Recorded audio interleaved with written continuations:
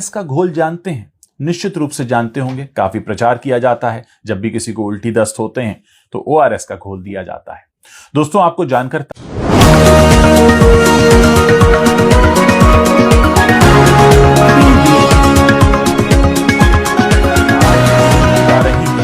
वो आपको हैरान कर देगा।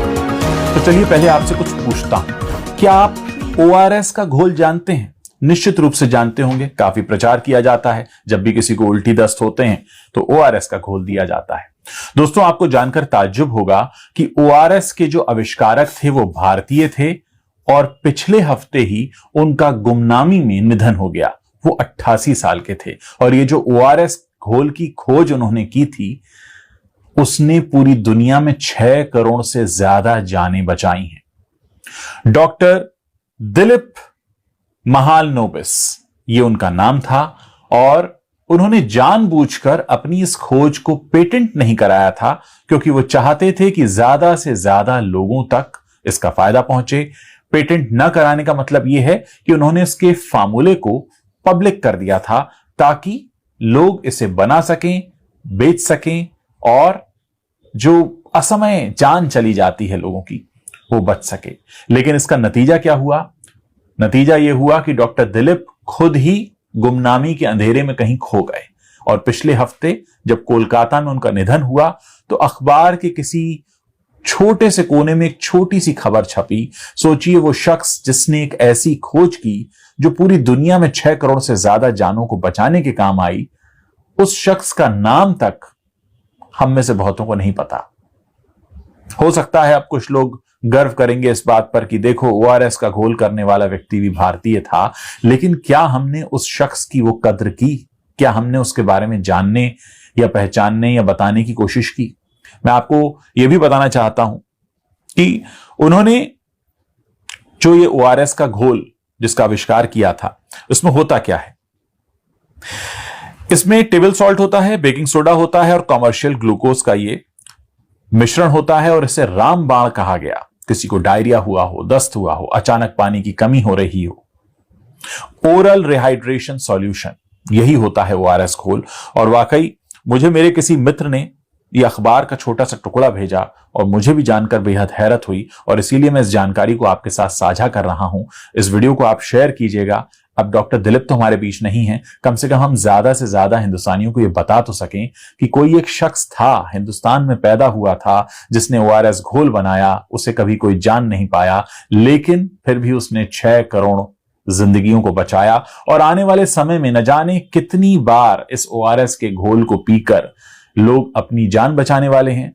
लेकिन अफसोस यही कि उनके जीते जी हमने उन्हें जाना नहीं, शायद वो तवज्जो भी नहीं दी।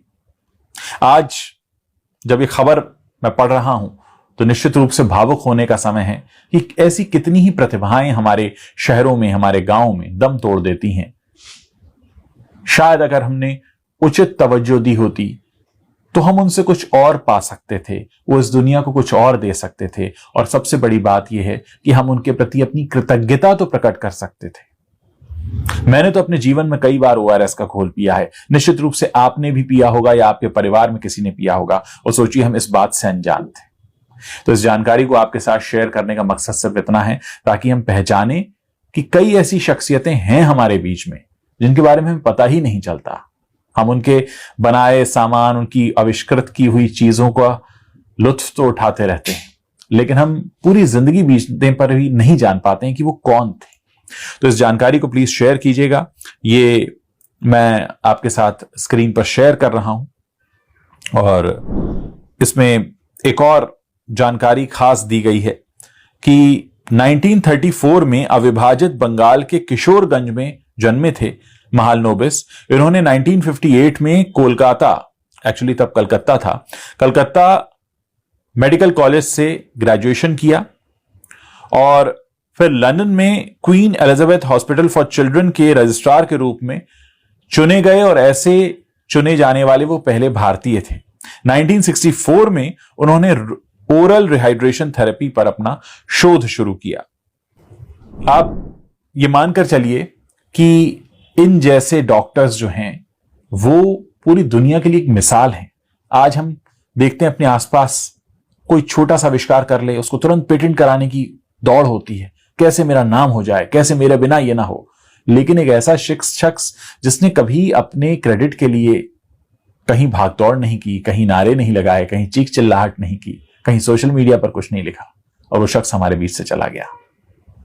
मैं आप लोगों से जानना चाहता हूं कि इस पूरी खबर को सुनने जानने के बाद आपको कैसा लग रहा है, और आपको क्या लगता है कि हमारे देश में कई बार प्रतिभाएं इसी तरह अपना दम तोड़ देती हैं। Press the bell icon on the YouTube app and never miss another update.